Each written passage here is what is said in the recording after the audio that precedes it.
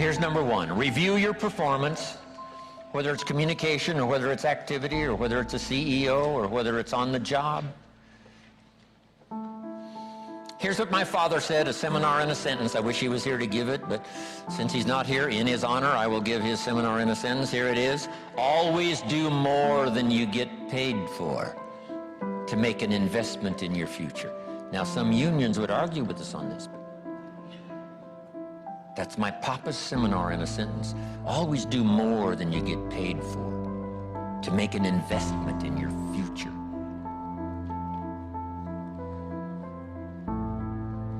My father was so unique. Papa said if it's raining, you can't fix the roof. If it isn't raining, it doesn't need to be fixed.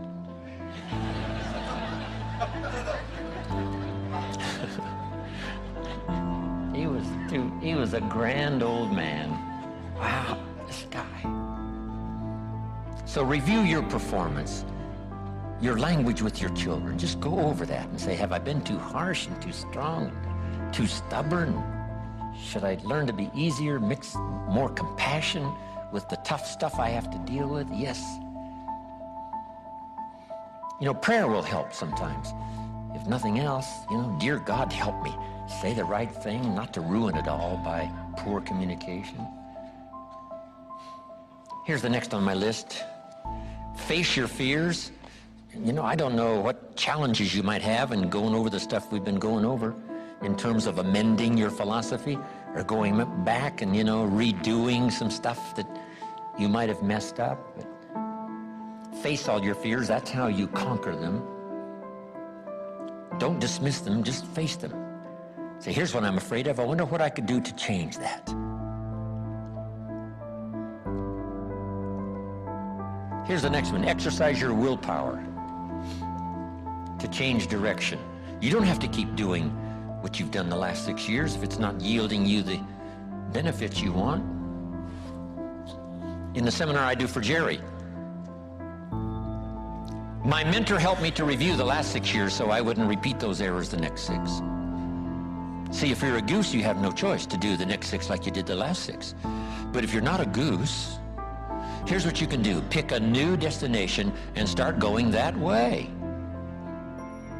You say, well, I've done this for the last 2 years. I'll probably have to do it another 2. And the answer is no, not in a million years. Now, you can change one little degree at a time, or if you want to, you can revolutionize the whole thing. Who says you couldn't revolutionize the whole thing in a week's time and start a brand new direction that will most assuredly help you arrive in a brand new place a year from now, 3 years from now? No telling 5 years from now where you could arrive. Use your willpower to start the process.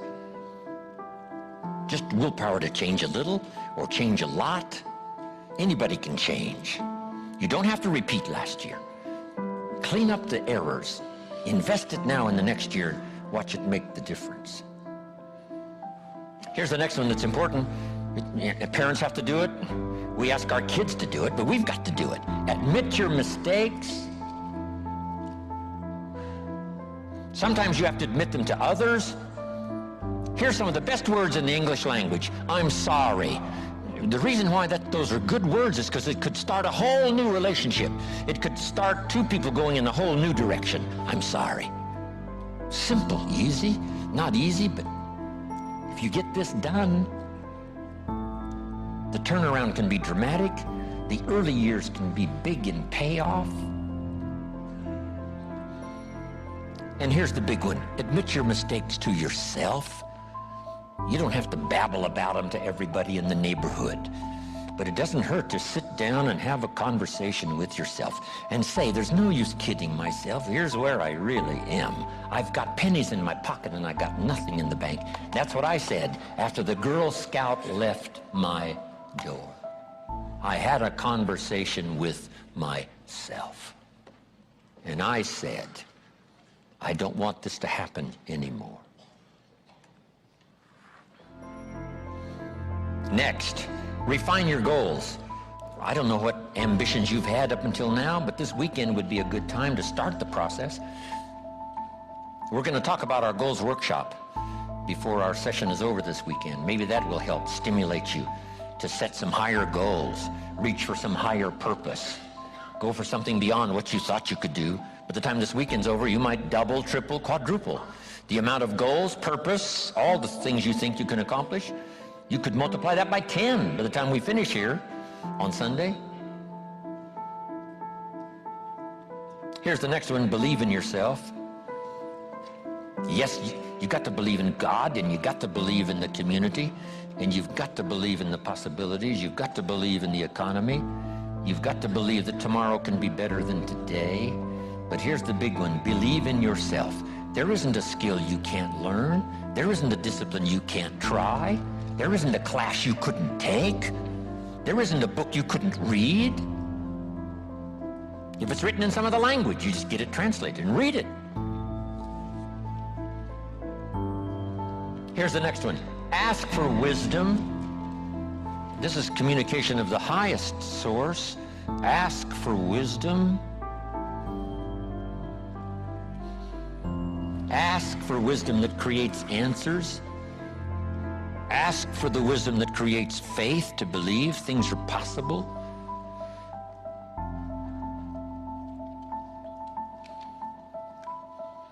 In King Solomon's day, there was the dilemma of two mothers who claimed the same baby.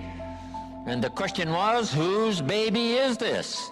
This mother says, it's mine. The other mother says, no, it's mine. Solomon said, bring me the baby. They brought him the baby, and he raised the sword. He said, I'm going to cut this baby in half and give one half to this mother and one half to this mother. And as he raised his sword, sobbingly, the real mother said, no, no, no, don't cut the baby in half. Give it to her, who was not the real mother. Solomon says, now I know who's the real mother. See, that is so wise.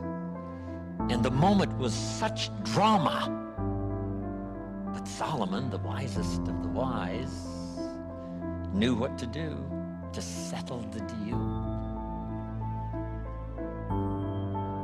Ask for wisdom to deal with the challenges of today and tomorrow, to deal with the challenges your family brings you.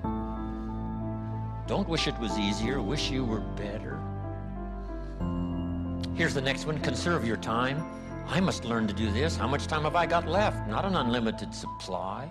How many of these weekends can I do? Not 1,000, just a few, maybe a handful. Sometimes we get faked out.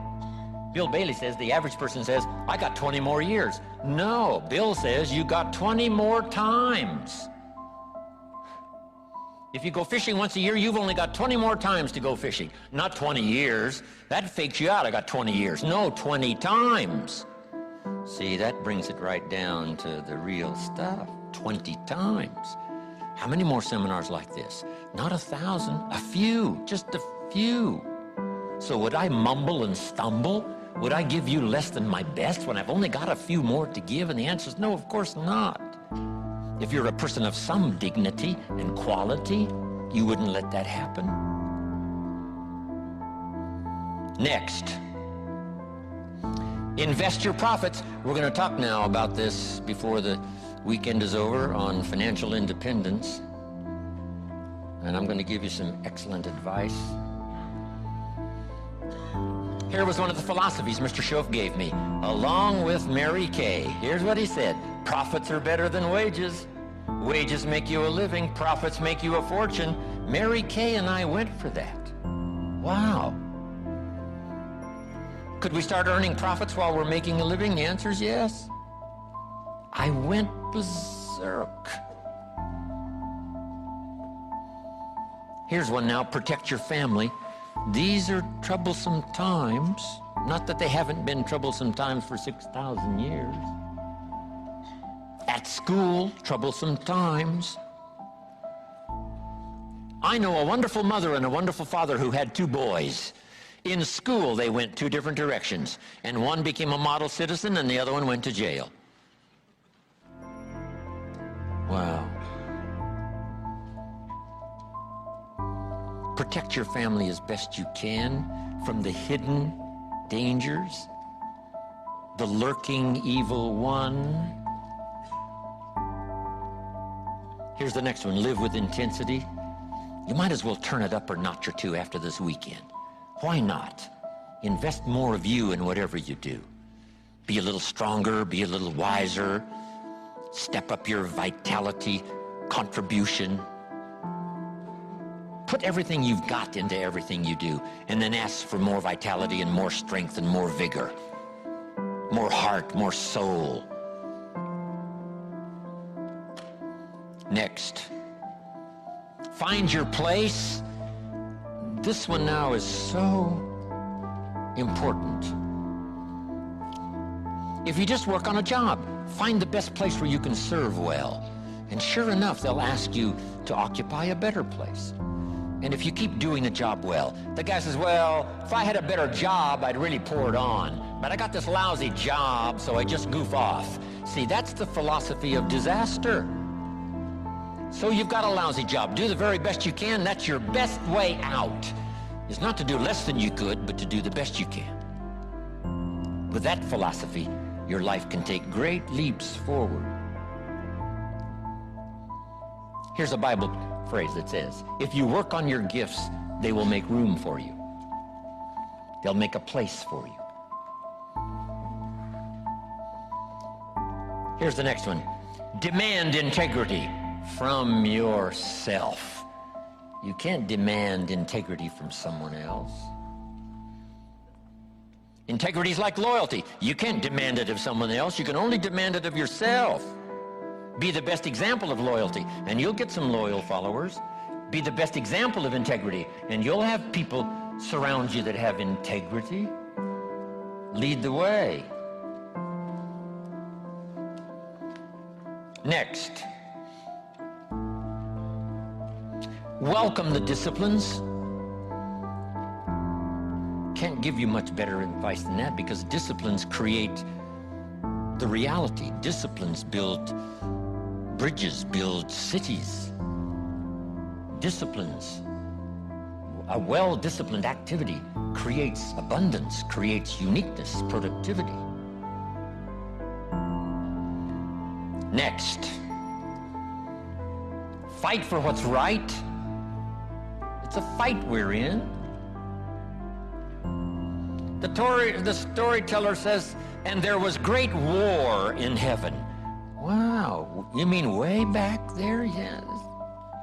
1/3 of the angels conspired. I asked Bill Bailey, how long do you suppose it took 1/3 of these angels to get together? Did they conduct meetings? I don't know. Bailey says the storyteller doesn't say. I said, then we're supposed to use our imagination. I don't know. It does say finally the great war occurred, and the 2/3 prevailed and the 1/3 lost. One of the writers of later scripture, here's what he said, I fought a good fight. See, that's extraordinary to be able to say. I fought for my kids, and I fought for what was right, and I fought for my good health, and I fought to protect my company, and I fought for a good career that would bless my family. I fought a good fight. It's good to fight. The encroachment. Opposites are in conflict, and we're in the middle. And if you want something valuable, you got to fight for it. Then this writer also said, not only have I fought a good fight, and I'll finish with this, and I got a much longer list, but maybe I can cover these at another time. He said, I fought a good fight, and I kept the faith. See, that's the deal. Keep faith with your family. Fight like crazy and keep faith. Fight the enemy and keep faith. Fight illness and keep faith. Fight the evil and keep faith. I can't give you much better advice. So thank you very much for your attention. I appreciate it.